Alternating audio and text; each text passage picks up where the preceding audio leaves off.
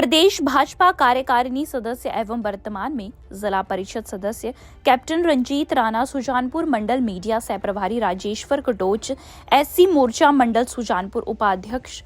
भगवान उर्फ सोनू ने नगर परिषद सुजानपुर के स्थानीय विधायक राजेंद्र राणा पर गंभीर आरोप लगाए हैं। उन्होंने खुले मंच से चुनौती देते हुए कहा कि जितने भी विधायक वर्तमान में उद्घाटन शिलान्यास कर रहे हैं, अगर उसके लिए उन्होंने अपनी तरफ से कोई बजट उपलब्ध करवाया है तो उसे सार्वजनिक करें। और अब तक उन्होंने जो भी उद्घाटन शिलान्यास आज तक किए हैं और कर रहे हैं, उन सब के कार्य और बजट का प्रावधान पूर्व में रही भाजपा सरकार, देश में केंद्र की मोदी सरकार ने उपलब्ध करवाया है। उन्होंने कहा कि सुजानपुर नगर परिषद द्वारा शहर के सभी प्राकृतिक जल स्रोतों के सौंदर्यकरण पर लगभग 2.5 करोड़ पर खर्च कर रही है और विधायक उनके शिलान्यास कर रहे हैं। लेकिन विधायक एवं नगर परिषद को ये बात पता होनी चाहिए कि बजट केंद्र की मोदी सरकार का बजट है, इसलिए विधायक अपनी राजनीति चमकाने का काम ना करें। उन्होंने कहा कि नगर परिषद और विधायक अगर सुजानपुर शहर के इतने ही शुभचिंतक हैं तो सबसे पहले आपदा में जिन लोगों का नुकसान हुआ है, जिनके मकान, दुकान, व्यापारिक प्रतिष्ठान, खेत खलियान सब चले गए, उनको मरहम लगाती, उनके जख्मों को कम करने का काम करती। प्राकृतिक जल स्रोतों का सौंदर्यकरण बाद में भी हो सकता था। वर्तमान में लोगों को इस बारिश ने गहरे जख्म दिए हैं, लेकिन अभी तक इन जख्मों से बाहर नहीं आए हैं। लेकिन विधायक को केवल राजनीति करनी है, इलाके की जनता सब कुछ समझ रही है। उन्होंने कहा कि केंद्रीय मंत्री अनुराग ठाकुर देश और प्रदेश में बेहतरीन काम कर रहे हैं। आने वाले लोकसभा चुनाव में उन्हें एक बार फिर से भारी मतों से जीत दिलाकर दिल्ली भेजा जाएगा और एक बार फिर से देश की बागडोर यशस्वी प्रधानमंत्री नरेंद्र मोदी संभालेंगे और तीसरी बार प्रधानमंत्री बनेंगे। आजकल सुजानपुर के विधायक जो हैं वो सुजानपुर के शहर में अपनी जो बोर्ड है पटके उनको लगाने में ज़्यादा व्यस्त हो गए हैं, लेकिन उनको ये मालूम नहीं है कि ये जो पैसा है ये केंद्र सरकार का पैसा है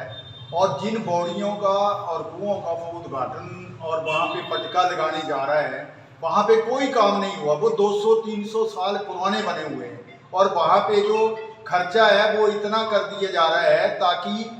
जो खर्चा वहाँ पे हो रहा है उस खर्चे को जो आपदा से इस टाइम लोग ग्रस्त हैं, जिनके मकान गिरे हुए हैं या जिनके डंगे बह गए हैं, तो उनको अगर वो सहायता दी जाए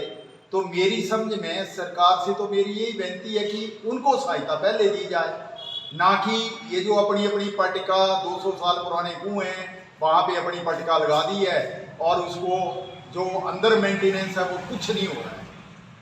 कार्य हो रहे हैं सुजानपुर के बीच में, ये कुछ अपने ही चेते इसके ठेकेदार हैं, कांग्रेस पार्टी के विधायक के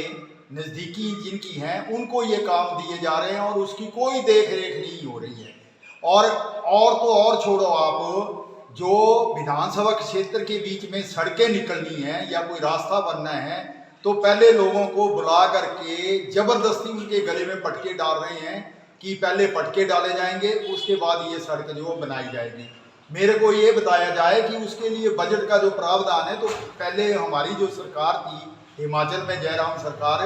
ये उसने डलवाया था और हमारे प्रोफेसर प्रेम कुमार धूमल जी ने उसके लिए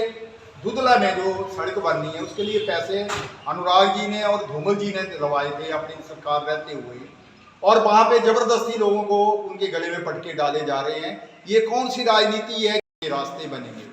और आजकल जितने भी पंचायत घरों के उद्घाटन किए गए या पटवार सर्कल के उद्घाटन किए गए, ये तो पिछली सरकार का दिया हुआ, भाजपा सरकार का दिया हुआ पैसा था।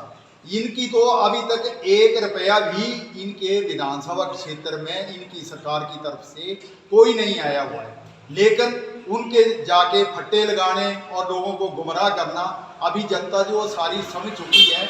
और सब इकट्ठे होकर के 2024 का जो इलेक्शन है हमारा, उसको जिताने के लिए पूरे हमारी विधानसभा क्षेत्र के सब लोग एकजुट हो चुके हैं, सब एक्स सर्विसमैन और दूसरे कार्यकर्ता हमारे, ताकि यहाँ से अनुराग ठाकुर जी को हम पिछली बार से भी ज़्यादा बहुमत से सुजानपुर से जिता के भेजेंगे ताकि केंद्र में प्रधानमंत्री मोदी जी बने और यहाँ से सांसद हमारे अनुराग ठाकुर जी बने। और ये जो पटवार सर्कल और पंचायत घरों के जो इन्होंने उद्घाटन किए हैं और शिलान्यास किए हैं, अगर इनकी सरकार ने पैसा दिया है तो वो सार्वजनिक करके बताए कि हमारी चिट्ठी ये आई हुई है सरकार की तरफ से, आपको ये पैसा मिला हुआ है। ना बल्कि ना अगर इनकी सरकार के पैसे नहीं हैं तो उसके उद्घाटन और शिलान्यास करना बंद कर दें। नगर परिषद से भी एक गुजारिश है कि पहले वो